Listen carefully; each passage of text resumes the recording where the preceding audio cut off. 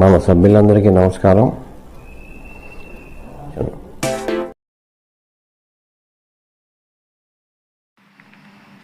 Hi friends, this is Sadhdev Verma. కేంద్ర ప్రభుత్వం ఈసారైనా ఈపీఎస్ 95 మినిమం పెన్షన్ను 7,500 రూపాయలకు ప్లస్ డిఏ మరియు మెడికల్ సదుపాయాలను దేశవ్యాప్త ఈపీఎస్ 95 పెన్షన్లకు తప్పనిసరిగా రాబోయే 2026 బడ్జెట్ సమావేశంలో ప్రకటించాలని దేశవ్యాప్తంగా అన్ని రాష్ట్రాల్లోనూ అన్ని పట్టణాల్లోనూ పిఎఫ్ ఆఫీసుల ముందు మరియు జిల్లా కలెక్టర్ ఆఫీసుల ముందు ఈపీఎస్ పెన్షన్లందరూ ఆందోళనలు నిరసన ప్రదర్శనలు చేస్తున్నారు. అదేవిధంగా కేంద్ర మంత్రులను మరియు అందరూ పార్లమెంట్ సభ్యులను కలిసి ఈసారి తప్పనిసరిగా ఈపీఎస్ 95 పెన్షన్ల సమస్యలను పరిష్కారానికి ఈసారి సహకరించాలని కేంద్ర ప్రభుత్వంపై ఒత్తిడి తేవాలని వినతి పత్రాలు ఇచ్చి విన్నవించుకుంటున్నారు. కేంద్ర ఆర్థిక మంత్రి శ్రీ నిర్మలా సీతారామన్ గారు ఫిబ్రవరి నెల 1వ తారీఖున 2026 ప్రవేశపెట్టే బడ్జెట్లోనే ఈపీఎస్ 95 మినిమం పెన్షన్ పెంపుదల ఇతర విషయాలను పార్లమెంటు సమావేశాల్లోనే అధికారిక ప్రకటన విడుదల చేయాలని దేశవ్యాప్తంగా ఈపీఎస్ 95 పెన్షన్ అందరూ ఆందోళన కొనసాగిస్తున్నారు.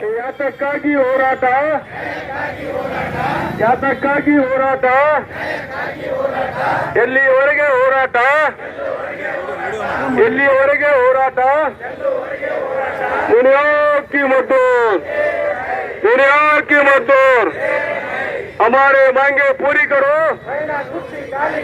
हमारे मांगे पूरी करो. इनकलाब इनकलाब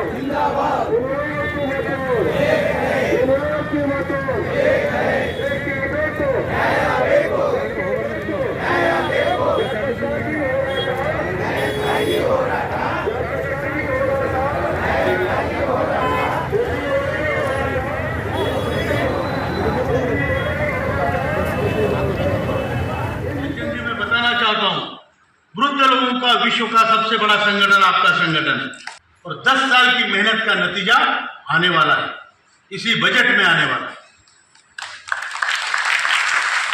बराबर है? बोलना सीखो.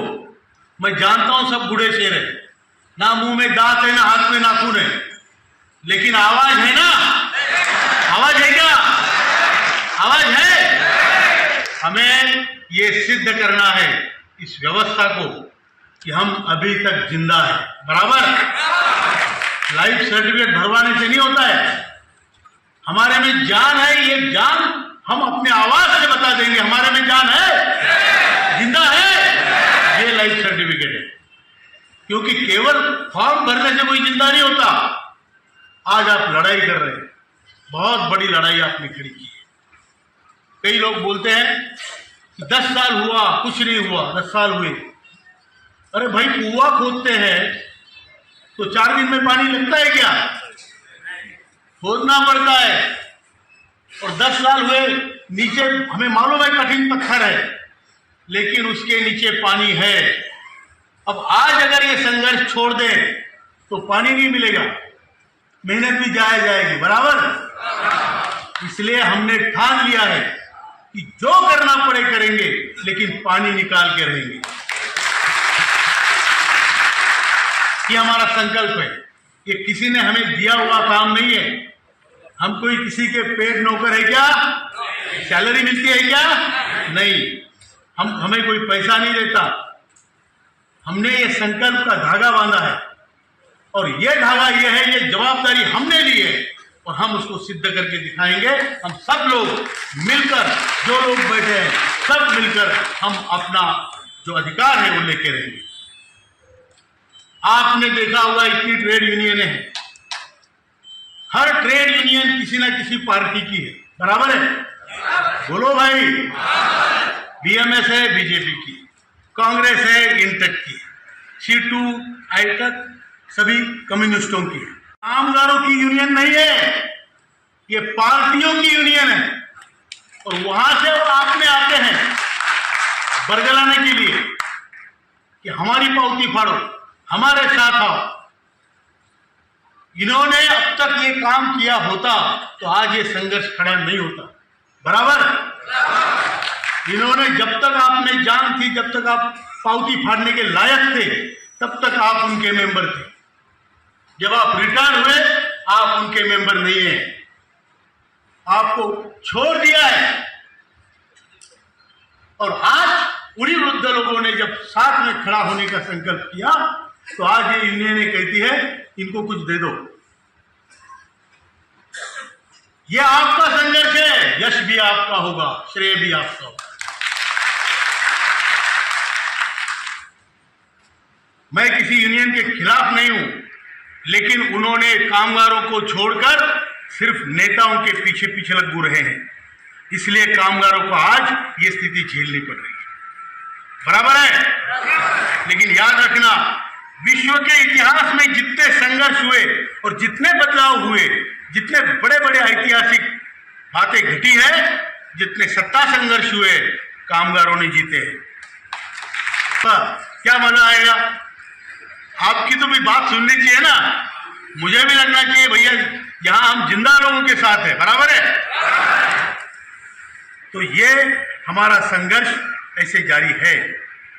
आपको एक बता दूं, प्रामाणिकता और जो ऑनेस्टी है, जो हमारी प्रामाणिकता है, जो हमारा उद्देश्य है, उसको देखते हुए आदरणीय प्रधानमंत्री जी ने हमको 2 बार चर्चा के लिए बुलाया, आधा घंटा चर्चा की, और उन्होंने कहा कि यह काम होना चाहिए। ये उनके शब्द है। और उन्होंने हमारे सामने डॉक्टर जितेंद्र सिंह जी को बुलाया, वो पीछे खड़े थे। उनको बोला, डॉक्टर साहब इनका क्या क्या है लिख लो, ये हमें करना है। उसके बाद काम अभी तक हुआ नहीं, लेकिन बहुत सारी चीजें हुई है। उदाहरण के तौर पे वित्त मंत्री जी ने 3 बार हमें बुला के हमसे चर्चा की, आदरणीय निर्मला सीतारमण जी। जो श्रम मंत्री है, 4 श्रम मंत्री बदले हैं तब से, उनके सामने हमने 40 प्रेजेंटेशन किए। कैबिनेट सेक्रेटरी ऑफ इंडिया ने हमको बुलाया, उनके सामने प्रेजेंटेशन हुआ। फाइनेंस सेक्रेटरी ऑफ इंडिया ने, expenditure secretary of India, bureaucracy का top cream and political top cream, इनके सामने हमारे प्रेजेंटेशन हुए। Standing committee on labour, parliamentary standing committee on labour ने हमको बुलाया, उनके सामने हमारी पेशी हुई पार्लियामेंट में। हमने बताया कि अगर आप श्रमयोगी मानधन योजना में 100% योगदान सरकार करती है, यूपीएस यूनिफाइड पेंशन स्कीम में 18.5% करती है, और हमारे स्कीम में केवल 1.16, वो भी एडमिनिस्ट्रेटिव एक्सपेंडिचर के। हमने निर्मला जी से कहा, मैडम हम भारत माता के सौतेले पुत्र है क्या? है क्या? जब उनको ये दे रहे हो तो हमें इतनी कंजूसी क्यों? हम क्या मांग रहे हैं? चांद सूरज मांग रहे हैं। हम 7,500 महंगाई भत्ता, 2 बूढ़ों को जीने लायक पेंशन मांग रहे हैं। और ये लड़ाई केवल पेंशन की नहीं है, ये लड़ाई हमारे आत्मसम्मान की, हमारे स्वाभिमान की, हमारे वजूद की। जिसको खोने के लिए कुछ नहीं होता, वो कुछ भी कर सकता है। बराबर बराबर है। जी ली अपनी जिंदगी हमने। आप मुझे बताओ, आप आड़ा जीना चाहते हैं या खड़ा जीना चाहते हैं? खड़ा जीना चाहते हैं। आड़ा जी के क्या फायदा है? कोई नर्स भी नहीं रखेगा हमारे लिए, पैसे मिलते ही नहीं। जब 50,000 रुपये हमको मिलते थे, जब काम पे थे, तो घर में सबसे पहला खाना हमको मिलता था। बराबर। उसमें गरम गरम घी भी मिलता था, घी नहीं तो तेल, जो भी। आज हमारा नंबर लगता नहीं है, आखिरी में बुलाते हैं मंदिर से, घर चलो, कहाँ मरे थे अब तक, समय पे आते नहीं हो क्या? और हमें लास्ट में बुला के खाना मिलता है 2 गालियों के साथ। इतनी हिम्मत नहीं हमने कि बहू को बोले, बहू ऐसा तरीका नहीं होता बेटा, हिम्मत नहीं हमने। जब 1,000 रुपये में क्या हिम्मत जुटा पाएंगे हम? बराबर। इसलिए हमें एकत्रित होना है और हमें अपना हक पाना है। हमारा हक जो हमारे घर में छीना गया, समाज में, राष्ट्र में, देश में, वो सब हक हमें वापस करना। तो हमें जीतना है और हम जीतने जा रहे हैं। ये हमें सुनने में आया है, बिजनेस और कई वर्तमान पत्रों में आया है, आपकी पेंशन 5,000 रुपये करेंगे। हमने मंत्री जी को बोला है लास्ट मीटिंग में, सर अनेक राज्यों में 3,000 4,000 रुपये वृद्धापकाल पेंशन मिल रही है, बराबर। 2 वृद्ध एक घर में होते हैं तो 6,000 रुपये लेके जा रहे हैं, 8,000 रुपये लेके जा रहे हैं। हमें आप 5,000 3,000 देंगे तो हम आपकी तरफ उस नजर से देखेंगे। हो गया तेरा। अगर आपसे दान मांगता है 10 पैसे चाराने देते हो तो जो नजर से वो आपको देखता है उस नजर से हम गवर्नमेंट को देखेंगे। उनकी जिम्मेदारी है गवर्नमेंट को हमें देना चाहिए और हम लेकर जितने भी कुछ भी करना चाहते हो और इस देश को भिखारियों का देश बनाना चाहते हो, ये हमें मंजूर नहीं है, बराबर। हमें इस देश को स्वाभिमानी लोगों का देश बनाना है। हम भीख लेके कटोरा लेके आपके पास नहीं आ रहे हैं, हम आपके पास उस तेजस्वी सन्यासी जैसे आ रहे हैं जिसने पुण्य कमाया है और बोलता है माई भिक्षा दे। भीख नहीं मांग रहा, भिक्षा मांग रहा है।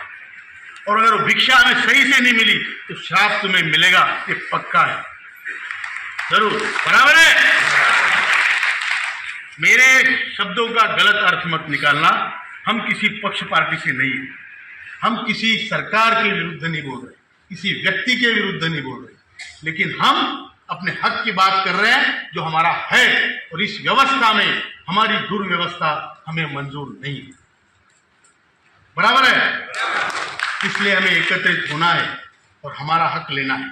हमारे जिंदगी के 5-10 साल बचे, वो हम स्वाभिमान से गुजारना चाहते हैं।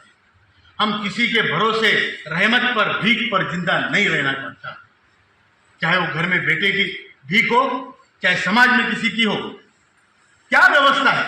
अगर मुझे आज एक दाखिला पटवारी से चाहिए तो मैं पटवारी के पास दाखिला नहीं ले सकता, मुझे किसी भाऊ के पास जाना पड़ता है, पॉलिटिशियन के पास, फिर वो बोलता है इसको दाखिला दे दो। मतलब मेरी स्थिति भिखारी जैसे आपके दरबार में आके नाक मुझे रगड़ना है, फिर व्यवस्था है किसकी? बराबर है क्या? हम चाहते हैं व्यवस्था मेरे देश की ठीक हो और इसके लिए हम कार्यरत रहेंगे। आज भी है, कल भी रहेंगे।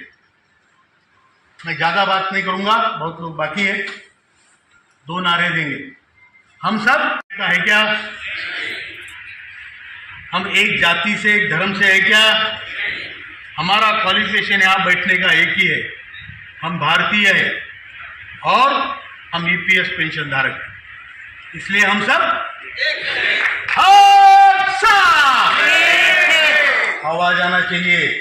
आपको पेंशन मिलेगी, साथ में मेडिकल सुविधा भी मिलने वाली। हाथ ऊपर किया, टूट गया तो दिखा देंगे डॉक्टर को, बराबर है, बराबर है भाई। हाथ उठाने में शर्माना नहीं, चिल्लाने में शर्माना नहीं। शर्मा के जिंदगी काटोगे, अच्छी बात नहीं। हाथ उठाइए। देश के हम ज्येष्ठ और श्रेष्ठ नागरिक, इसलिए हमारा नारा है ज्येष्ठ भारत, ज्येष्ठ भारत। आवाज जिंदा है भाई, ज्येष्ठ भारत। धन्यवाद। నేషనల్ యాజిటేషన్ కమిటీ ఆధ్వర్యంలో గత 10 ఏళ్ల నుంచి ఈపీఎస్ 90 మినిమం పెన్షన్ను 7,500 రూపాయలకు పెంచాలని, దాంతోపాటు డిఏ కూడా ఇవ్వాలని మరియు మెడికల్ సదుపాయాలు కల్పించాలని దేశవ్యాప్తంగా ఈపీఎస్ 90 పెన్షన్లందరూ కేంద్రంపై పోరాటం చేస్తున్నారు. ఈ పోరాట ఫలితంగా ఈసారైనా రాబోయే 2026 బడ్జెట్ సమావేశంలో ఫిబ్రవరి 1వ తారీఖున కేంద్ర ప్రభుత్వం ప్రకటిస్తుందని దేశవ్యాప్త ఈపీఎస్ పెన్షన్లందరూ ఎదురు చూస్తున్నారు.